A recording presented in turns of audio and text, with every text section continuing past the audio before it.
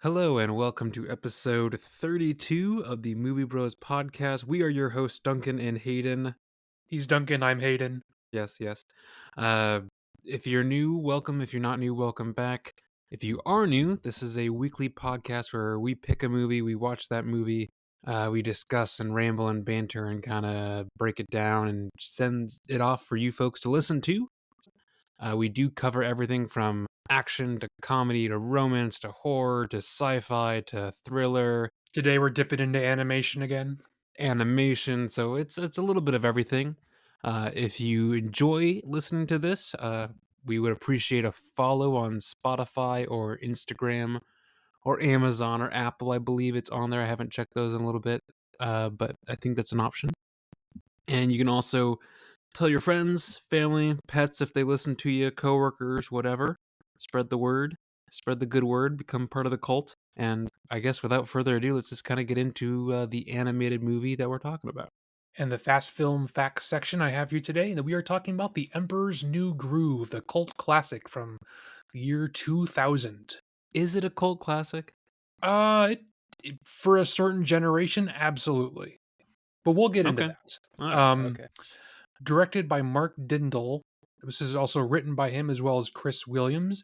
Music here is by John Debney, someone who often works with Jon Favreau.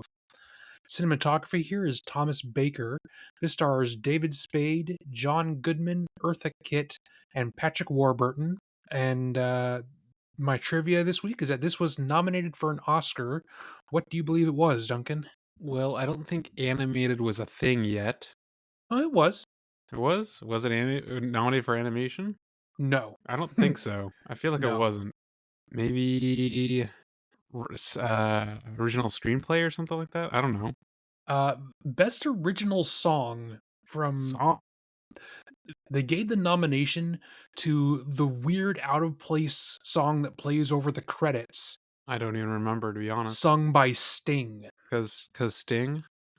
That's the only thing I can think of, because it's slow and boring. It really doesn't fit the tone of the movie at all. It's just like, it feels like they tried to pick a notable singer's name from that period and just like, hey, Okay. we're making a Disney movie, write a song for us. Alright. And that is kind of all I got for fast film facts. Well, I feel like this is gonna be much more you than me, but how did you feel about the movie, Hayden? Do we want to do ratings? Sure, let's start with the ratings. Let's just get it out of the way. This is a 4.5 out of 5 for me. What? I fully understand that That's this pretty is wild, dude. I really, really love this movie. I have very fond memories of watching it when I was younger, and so I will fully accept that maybe I view it that highly because I have rose-colored glasses, as it were. I think the movie's really, really funny. I don't know. I really, really enjoy it. However, I know that you did not grow up with it, and perhaps judging by your reaction here, doesn't mean that much to you. So what's your score here? I was being generous with a 3 out of 5. That's fine. That's kind of where I assumed you'd go. Because, yeah, I mean, we'll get into it more, but, like, there are definitely some highlights. Like, it leans way more into the comedy side, which I'm here for. But I felt like the story was pretty kind of underwhelming, I thought, to be honest.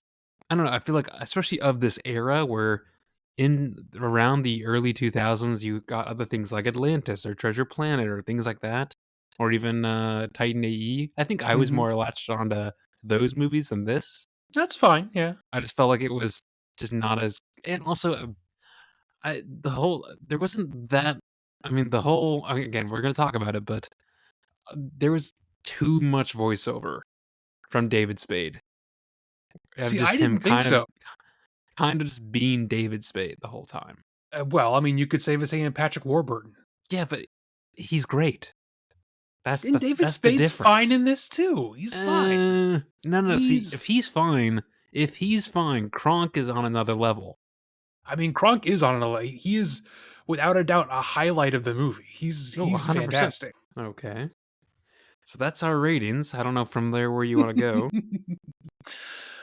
Well, So I guess I'll give some backstory, if you will, for my my memories of this movie and perhaps why I rated it so highly. So this is one of my favorite movies. Period. It is certainly a comfort movie if I could really give it to any one of them. I still think it's really funny, and I distinctly remember watching this in theaters when I was probably it's the year 2000. I mean, I was probably like 10 or Like 11 or 6. something. Aiden, you were 6. Was I? In 2000, you're 4 years older than me. Yeah, yeah. I was 6. No, wait, no, you were Um, 8. You were 8. Fuck's sake. Excuse me. I was young, and I remember going to the theaters with you. I think you were there. Um, I don't think so. I mean, I don't remember it, but granted, if you're I 8, I would think have you were been there, literally 4 years old. and what was happening was that when Dad would have poker nights, when he used to do that, and he had Yes. his friends over, Mom would take us out, and he would, we'd go to, we'd get some kind of food, or we'd go and watch a movie because I think she didn't want us to see his friends drinking beer or something. I'm not really sure, but I distinctly remember going to watch this on one of those nights, and I've remembered really enjoying it then because I'm a kid, obviously, but I kind of forgot about this movie for a long time, and then rediscovered it again in my middle 20s, and really just fell in love with its humor all over again. So I think yes, it does focus entirely on humor, and there's no real deep moving plot points like a couple episodes ago we talked about Treasure Planet. That definitely has that. I like that they just focus on being funny this time around, and I think that for most of the jokes they land pretty well. So I think this is a really good movie in that respect. I think it does what it sets out to do 90% of the time. I I see where you're coming from because a lot of that plays into the nostalgia factor for sure. But like, I mean, but as I And was saying, even but even rediscovering it in my 20s, I still like it then. I just think it's a good example of focusing on humor. well, yes, and I guess I especially, and this, I think it's just a personal preference where I want humor, but I also want other things to happen that keeps That's me fine. interested is all. I think that for people who have never seen it and they have seen things like Treasure Planet or Atlantis or Mulan all kind of releasing in the same time Or frame of Titan Disney, AE. it's not a Disney movie. Oh, I know because I watched Well, it yeah. today, and I I, was like, "This does not feel like Disney." yes. But We'll talk. that was a time That's a separate period, episode. Separate episode. separate episode, maybe in the future. Um, but that was a time period when Disney was kind of letting people make their pet projects while they focused on learning 3D animation for, once they acquired Pixar. Right. So I think it is understandable if you've never seen this to go and expecting the same kind of like emotional quality that you get in some of those other ones. So I I think feel that like it is they tried to. I don't. You know, like there's I mean little bits where they're like, oh, there's some sort of character arc redemption I for mean, there are small Cusco, character arcs, but but like it compared to feels not something like enough. Atlantis, where Yes, they are making statements, if you will, about explorationism and greed and sure. human Yes, nature and things like that. Like yes. that movies want you to take the more serious plot more serious, and it definitely isn't trying to do that here. So I think maybe if you go in expecting that level of layered storytelling, you might be disappointed. So I can see where people, if they haven't seen this before, might come away with that. Yeah, I feel like the whole like arc of like the hero's journey where he's gonna have struggles and then he's gonna like overcome these struggles and change as a character. It did happen, but it felt It did super quick. it did happen, but it wasn't the focus. Yeah, and because just general comedy was the focus, it felt like it was hard for like to say, "Oh, this is what this movie's really about." It's about jokes. Yeah, which again, if you're I mean, I get it. If you're here for jokes, it's got jokes. I mean, most of the stuff I have written down is just like, oh, fun comedy bits. Yeah, I mean, I can appreciate a lot of the art in this as well. I think that it is stylized while still looking detailed, especially with some of the backgrounds. I think it's really nice looking. See, I was thinking about that, But then I also feel like, because again, it's almost the same, like, era, I put it next to Road to El Dorado, which has the similar, like. Lots of people confuse the 2 because it's a very similar setting and a Yes, very and similar, I like, think El kind Dorado is of a way better, feel. to be honest. No, it is because again, For story, exactly, because it does better, like, multi-layered characters and story. I think yes. Cusco or Emperor's New Groove, a lot of people just call it Cusco, but I think Emperor's New Groove is definitely funnier. Sure. No, I definitely agree with that. But again, I think, that's all Kronk, pretty much. I think it's Kronk. I think it is definitely Yzma has a lot of great bits too. Is I don't know. she I supposed is she supposed to be human? I look at her and I'm like, I see that she's sort of feminine, but, like, beyond that, like, if you look at her proportions or, like, anything, it doesn't look like she's, like, a real person. So I watched through the very little to speak of behind the scenes thing afterwards just Uh-huh. because I had the time to do so. And they talked about some of the character designs. And initially, she did look a lot more just kind of like a normal old woman, but they had the Mhm. idea of, well, oh, she has a quote unquote like evil science lab. What if she's tried experimenting on herself to give herself abnormally long life, like they keep making jokes about? So they made her look a little bit more skeletal, a little bit, more exaggerated and wacky. So rewatching this, even though I do it quite often, I didn't realize this is only 70 minutes. This is a short run through. Oh, see, I felt the fast run through. That's why, I was And like, that's why I if knocked they the had. star down. If only like put more in, even if it's just more jokes, I felt like I was almost watching a short film. Yes, it did feel very short. Like put more wild chase scenes through the jungle. Give me some more back and forth banter. Give me even like 20 more minutes. Yeah, there really wasn't that much time with, David Spade and John Goodman to, like, fight and then overall bond with each other. I feel like that was pretty quick. Yeah, it is also weird seeing this and seeing the human animation for Kuzco because you spend so much of the movie with him as a llama that you kind of forget what he looks like when you get to the end because like, oh, yeah, you're right, he just kind of looks like a normal everyday little dude. I do think that the animation, while is fun to look at in a lot of respect and is nicely stylized, isn't that impressive. Like, granted, Nah, they're not really. like, granted, they're not doing anything that is super taxing and demanding, like posing wise or anything, but it does feel a little more flat and cartoony comparative It to does. something. Again, I feel like we're gonna do I this quite a few times. Well, yeah, I You think know, of Treasure Planet, yeah, or I was gonna say it's. Treasure Yes, Planet or in Atlantis has a yes, and bit it's more. gorgeous. True, but I think that the fast, fun nature of this movie, it's okay if they're a little bit flatter looking. I think it fits the tone more. Interesting enough, there's actually quite a bit of CG in this, but they just use it as line art, so they don't have to continue to redraw like the same cart over and over again. It's actually a 3D object that they just run through a thing where they just wash all the color out of it, so you can only see the line art and then it gets painted over. Same with some of the buildings and things like that. I think it's an interesting idea, and I think it was definitely just to get people to practice before they completely switched over. I do think that John Goodman is fine, but as far as everyone Kind of a else's, waste. yeah, like he's kind of a waste. Everyone else is definitely funnier. I don't think he's supposed to be the funny guy.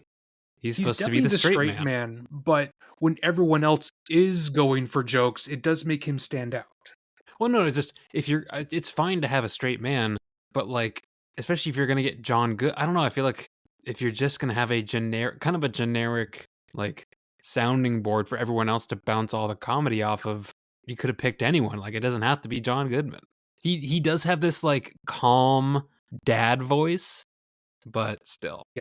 I think my favorite voice here, I mean, it's gotta be Kronk, but I think second place is definitely Eartha Kitt Oh, as yes, she's Yzma. great. Like, and she's gone on in interviews and talked about this. Like, this is like one of her favorite projects that she ever did because she just got to be over the top and crazy all the time. And they used a lot of her over exaggerated takes that she didn't think that they were going to actually record as the ones that show up in the movie. Yeah, I mean, I feel like it's almost more of their movie than it is, Cusco. I Like, don't know. there's as much, if not more, Kronk and, of course, now I can't think of her name, but her, Yzma. Yzma, it's like they are on screen as much, if not more, than the llama is. I'd be curious to see, like, if someone actually broke it down, like, oh, this is how many, lines of dialogue versus that kind of thing, or screen time. I Oh, I maybe. did like I did like the roller coaster ride to the lab because why not? Right? And I mean, it is obviously a well-known joke at this point, but the why do they even have this lever? I don't care how many times that's always funny. Or my spinach puffs. Yeah, I mean, I love all of Kronk's cooking bits. Like even when they Hmm. get to the diner scene a little bit later, it's so good. It's so good. It's so funny. The poison for Cusco. I mean, that's a classic. Cusco's poison. The poison is specifically Yes. chosen for Cusco. That poison. And I mean, I think I talked about this on my other podcast today, but the And what's the name whole of that podcast, Duncan? Jesus, uh, that's Dunk's Movie Corner. That's where I just talk about whatever I watched in movies or TV for a week at a time. It's just a quick little ramble. This is more of an actual discussion. But the they reference this 2 or 3 times, but every time they do the, like, devil and angel on his shoulder bit, fantastic. Oh Always yeah, I good. mean, I honestly wish they did that more often because they only do it twice, but it's Mhm. really funny. They could have done it more. Um, Unrelated, when I think it's Kronk references it, I don't understand the whole if you when you have dessert, you also have coffee. Why is that a thing? I've never understood that. When people say, "Oh, Um, coffee and dessert," or like, I it's don't more get of it. a European thing.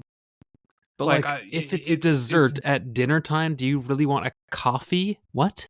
I mean, it was a very common held belief in like the 30s, pretty much all the way up until the 50s, that like coffee was something that you drank to calm down. It was something you drank to like relax after a long day of work. You came home and you had a coffee. So it's not that far out of the you know I'm not sure what the word I'm looking I for don't know, here just is. I've heard it several times in different places, and I'm like, it just doesn't make sense to me.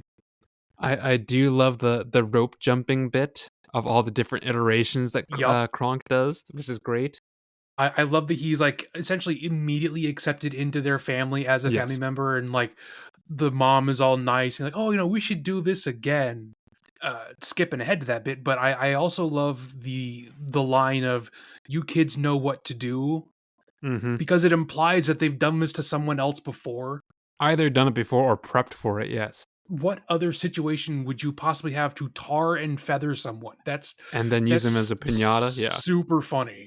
Well, that was also the era, right? That more people were tarred and feathered than nowadays. Um, well, this was the year 2000, so no. I meant the year of, like, the actual Oh, time. like, yes, probably so. Yes. I thought you meant like, oh, this is referencing, No. capital punishment today. No.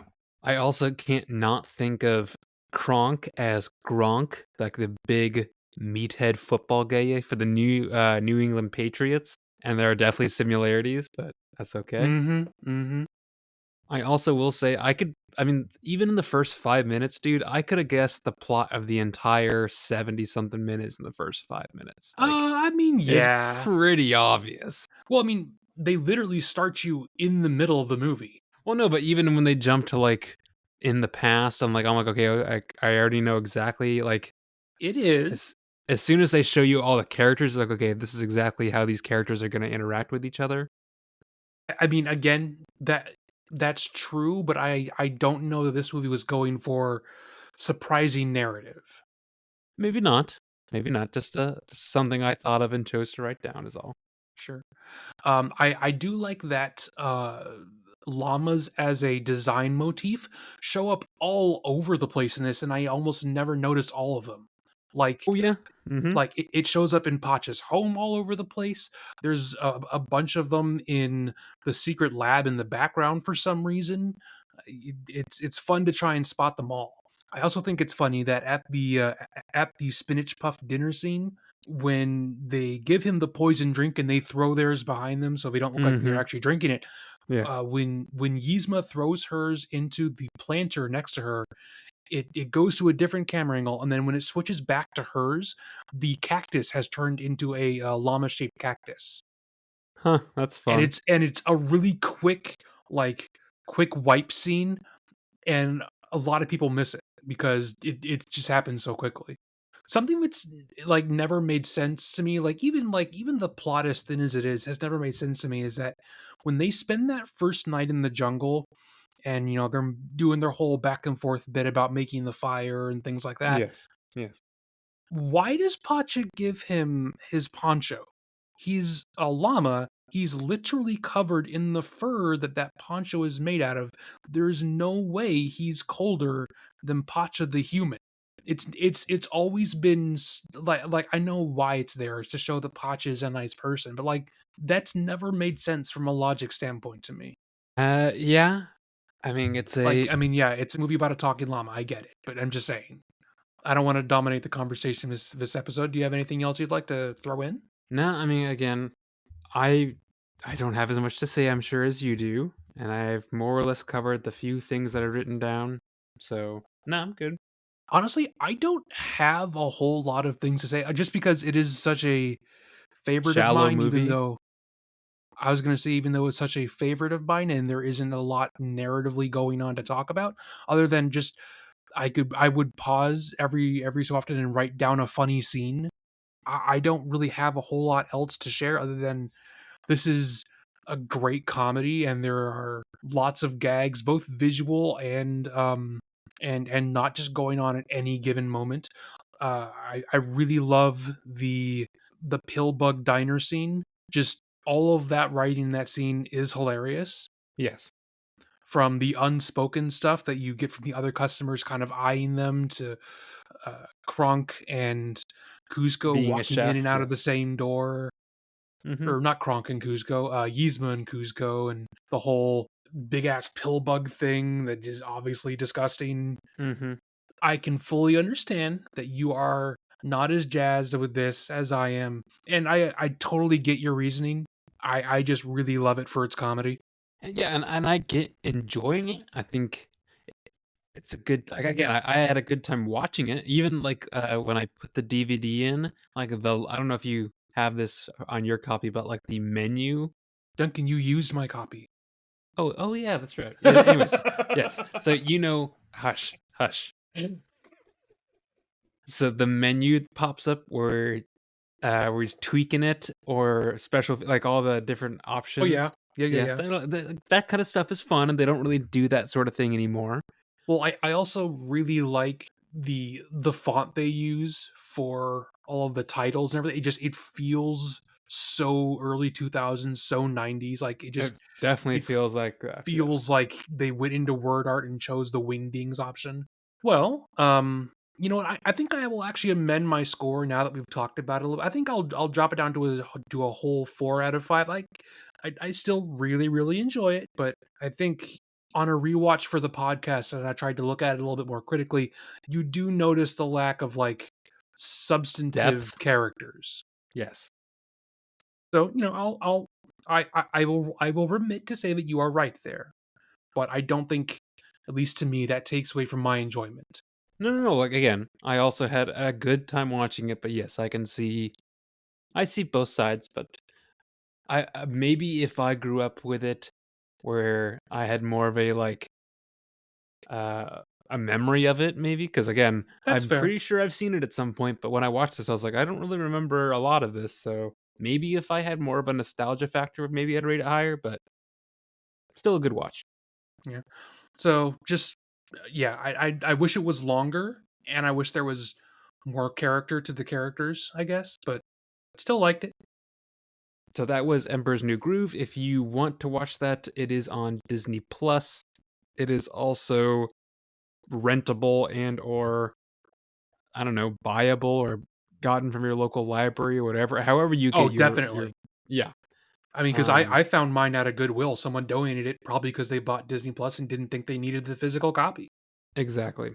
Uh and if you like that and you want to watch something similar, well, like we referenced kind of throughout this, all those movies from that era vis-a-vis Atlantis, The Lost Empire, Treasure Planet, Titan AE, I think Road to El Dorado is probably the closest thing to that. Yes, because the other, I mean, not that the other ones aren't humorous. Road to El No, Dorado but is definitely more of a comedy. yes, but not as much of a comedy as this. Yeah. Correct. So I'd say check that out. Even though I think that's DreamWorks. I It think. is DreamWorks at the time, but Yeah. but people, I mean, again, people often run those all in the same kind of group just because of the era, and a lot of people Mm-hmm. just assume it was Disney. And now we're going to move on to Icebreaker Audio. This is a section where we do kind of a get to know you thing, where you might find at a new job, a new classroom, to get to know us more as people and less as disembodied voices talking about movies. So these are questions you might hear if you go to a new job or start at a new school.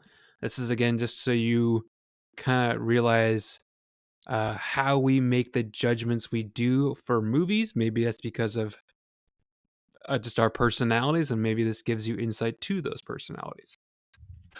And today's icebreaker audio is going to be: what do you do when you retire from a long day? Like what do you do when you come home? You've had a shit day at work. What do you do to relax? Maybe it's just because I've. Why don't you go first? Because I have maybe a different kind of answer than what you're probably thinking. Go for it, Hayden. Fair enough, fair enough. So, it depends on the day because I've been trying to do the gym, every other day and then mostly been hitting that, but let's say on the day where I'm not doing that, I would come home, I'd have a really, really hot shower, and I have fancy, nice smelling soaps. I think I have some lavender and honey stuff right now, which smells really nice. I do that. I'd probably have a nice Rainier out of my fridge and maybe watch something scary on my TV. Either that or I would relax with a video game, probably Minecraft or Doom Eternal. Maybe a side note, but like I've never. I need more of a like objective. That's why I've never gotten into Minecraft. Like I need a point. I need a mission. I need something to do. The whole just like, oh, just build whatever. I'm like, I'm bored. Wrong game for that. I mean, I've the point is to just dig and be creative with the elements that you uncover. That's not really that game. I understand that. That's why I've just never really gotten into it. That's not the kind of interest that I have. That's all. Yeah, that's fair enough. That's fair enough. Oh, and then I've also been reading through all of the original Howard Conan stories, so I will probably do that before I go to bed. Okay, that sounds like a pretty relaxing time. See, I do generally things for relaxation and stuff, but like I don't know, most of the time, like granted, it's taken years to get to this point, but like I don't have that many like long shitty days at work. Like I've just gotten to the point where I figured out how to be comfortable. I don't know. I remember when I was working crazy hours scuba diving, where yeah, I was like physical from like 7 a.m. to 11 p.m. and by the time I got home, it was shower and don't move so much. Oh yeah, yeah. But yeah, now it's a lot of I like doing pottery. There's usually some sort of movie involved. Play with Freddy the dog. My son is a lot of it. Do you do your I'm sorry. Do you do your pottery at your place? I thought you like went somewhere because it might be messy. Oh, I mean, it is messy, but no, we bought a pottery wheel and we have it in our garage. Oh, see, because whenever I see pictures of it on your Instagram page, I didn't know you guys had a garage, so I figured, oh, he must go and No, I no, don't know. I guess I didn't know what I I don't go to like assumed, a but I studio didn't. or anything. No. Yeah, see, I thought you might have that. I didn't. I guess that makes more sense. I didn't know you had a garage. Mm-hmm. Yeah, just go down there, turn on the little lamp, and throw some clay and get all muddy. Yep. I mean, I completely understand that. Usually, towards the summer, I will start doing more painting. So that is definitely in the same kind of thing. And I will say that those are the kinds of things I would do now, but I feel like especially yeah, in the summer, like I'm going to be outside as much as humanly possible. Like if that means taking the dog for a walk around like the closest lake or whatever. Yeah, I mean that's how I do my like relaxation or reset is just be outside, especially with sun. I'm a big sun guy. I am not. So I'm I know. actually. So I would actually like to go out and enjoy some cold evening walks, Ugh.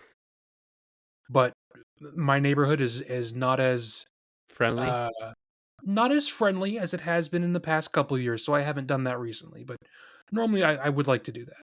Or no, I mean sometimes I've also picked up a record player last year before. Mhm. So, listen to records here and there. It's been nice. Uh I don't know why I've also become a clean freak. So sometimes literally relaxation is like I'll go scrub the counters or something like that. Hey, we talked about this a couple episodes with, Yes. dishwashing and things like that. Mhm. Okay, that's all of our icebreaker audio for this episode. And I guess from there we'll talk about movies or shows or anything either we have watched recently and want to talk about, or anything new trailers have dropped or anything like that that we want to talk about for the future. Hayden, Well, last weekend I did finally get out to see Nosferatu. I don't know how to feel about it. before you get any farther, so my work is for some reason bringing it in for like 5 days only next week. Is it worth it to go see? Yes, it is worth it to go see as an artistic achievement, and the acting is great all around. Like Aaron Taylor Johnson and the Nicholas main Holt? yeah, and Nicholas Hoult. This is the best performance I've seen out of either one of them. They are Really? fantastic in this. Oh, absolutely. Like they are so good. And then obviously, Lily Rose Depp playing the main female character, like, she does a great job just acting unhinged and possessed, she carries the movie, obviously, but, like, both of them are super, super good. It is gorgeously shot, the music is nice and moody, they used a lot of natural candlelight, like, it looks gorgeous and beautiful, but the problem for me is I was never scared watching it. And I that's why I have to say, like, I don't know how to feel about it because, like, it's a good movie. It's like the drama, the camera work, like, it's all really good. So I have to come away with the opinion that, okay, everyone is scared by different things, and maybe this just wasn't me because I enjoyed everything else about it. So I have to assume maybe the problem is with me. I don't know. It's hard for me to judge. I would probably be up for watching it again, maybe seeing if I'm right, but I came away just really enjoying it, but not scared. Yeah, especially if we're gonna have it for my work where I can watch it for free. I will probably watch it, even though I know it may not be more of my thing. But I have been hearing semi mixed stuff about it. This is certainly a more traditional view of how vampires were supposed to corrupt women, Yes. Yes. kind of take. So I think if you go in expecting Count Dracula, you might be disappointed. Yes, I've seen the stills of Bill Skarsgård Yeah, I'm not 100%. I mean, with the mustache and everything. Yes. I think the mustache is a mistake because it covers his fangs sometimes, and you can't really see his fangs with some of the low light. He's a Mm. vampire, that's important. Also, he has a big goofy hat for a lot of his runtime when he's back in his castle. I think it doesn't help him look menacing. I think it makes him look like he is an undead nutcracker. So I understand that it is probably historically more accurate the way he's dressed in this. I don't know if it helps him be imposing though. Okay, that's a very solid review. Again, I enjoyed it, but it wasn't as scary as I wanted it to be. I guess is my main takeaway. Okay. Okay. Is there anything coming up that you're looking forward to? Well, we're at the tail end of January here, so February's coming up. I'm looking forward to Paddington, and then maybe possibly depending on how the reviews are, I might go watch the new Captain America. But those are the two ones I'm thinking of. Yeah, same. Captain America looks I want it to be maybe good. maybe good. I don't want to sound like I'm quoting frickin' X Files here. I want to believe in Marvel. Like if you asked me, 5 years ago, are you a big Marvel fan? I would have absolutely said yes, but they're Yeah. making it difficult these days. And I think Anthony Mackie has his work cut out for him cuz like Yeah. trying to Imagine trying to follow follow Chris like, Evans. well, not even just Chris Evans, like the actual like Steve Rogers trying to follow that, I think would be really tough. I feel like if I remember in the comics they went all over the place. Like after he quote unquote died, like there's a while there where Hawkeye was it, and then Bucky, and then say like, eh, This might be a whole nother thing, but like that's kind of my whole issue with the cast in here. I like Anthony Mackie; he's a decent actor. I've yeah, I seen some of like the him, stuff. Like but he's it's not a him problem. They shouldn't have given it to Falcon. It should have gone to Sebastian Stan and Bucky first. yes, Like yes, I hate to be like actually in the comics, but like actually in the comics they gave it to Bucky. yes, But we'll and see. yeah, well, we'll see, we'll see. Well, do you have anything coming up you're looking forward to? I mean, it's still at this point, it's over a month away, but I saw another poster for Mickey 17 that looks really fun. Oh, yep. F1, but that's not till June, I think. And I mean, we referenced that last episode when we were talking about Tron. Mhm. Oh, there's Uh, the brand new not being talked about Looney Tunes movie. which I think you referenced that either last week or the week prior, and I was like, I don't even know what you're talking about, dude. Like, Right? Like is this they've done almost no advertising does for it and it it comes out next month. does it go to theaters or is this going to like Paramount Plus or something? It's going to theaters. I'm pretty surprised about that, but all right. Me too. I'm both surprised they're sending it to theaters, but I'm equally surprised that they're doing so and not choosing to advertise it. Mm-hmm. Well, not to like basically piggyback on my own podcast, but roughly what I well, just roughly what I've watched recently. But if you've listened to the episode that I literally posted today, Wednesday, which this episode won't come out till Sunday, you probably already heard some of the thoughts that I had for this movies. But and I won't reference any of the movies that I watched that are going to be for this podcast because I'd rather save that for those Sure. specific episodes. So, um, But we did plan out a couple months in advance, so we might be watching some things on our own time out of order and then just recording them. yes. So we were trying to do a better job of planning. So we've more or less planned January, I think, through May of every week and including holiday episodes. So if you're looking for more consistently good scheduled content, we are your podcast. So yes, this week I may have watched some stuff for the future, but I also watched The Greatest Showman from 2017, the Hugh Jackman Had you musical. never seen that before? I've seen it, and I really honestly can't even remember why I put this back on my watch list. I Uh, enjoy it. I just, it's kind of forgettable. yeah, it's basically how I felt. I was like, oh, the story's pretty weak. Like Hugh Jackman is great in pretty much everything, and some of the musical numbers are fun, but otherwise it's kind of forgettable. I have some of the songs in my Spotify rotation, but other than that, I'm like, I have no real desire to watch it again. I rewatched Pawn's Sacrifice with Tobey Maguire. I've It's good. seen this. I like it. I like It's a that good kind drama. of. Yes, I like a more historical. That is like it's a true story, but there's obviously dramatization to it. But I also like chess movies. There's Um, not a lot of them. no, there's not a lot of them. And then I watched Lincoln because so before we started actually planning out months, we were going to do a double feature of Lincoln, starring Daniel Day-Lewis, which is very much a straightforward drama about Abraham Lincoln. And then Uh, Abraham Lincoln Vampire Hunter, the very much exactly, which not is a very much straightforward. not. Yes. Uh, we are going to do that for this month's holiday of Inauguration. inauguration, but But we ran out of time we and dropped yeah, the ball. We didn't plan. So we didn't now we plan. But now we planned. planned. Exactly. But I had already like gotten an hour into that movie and I was like, well, I'm not going to watch an hour of it and just not finish it. So I did finish it.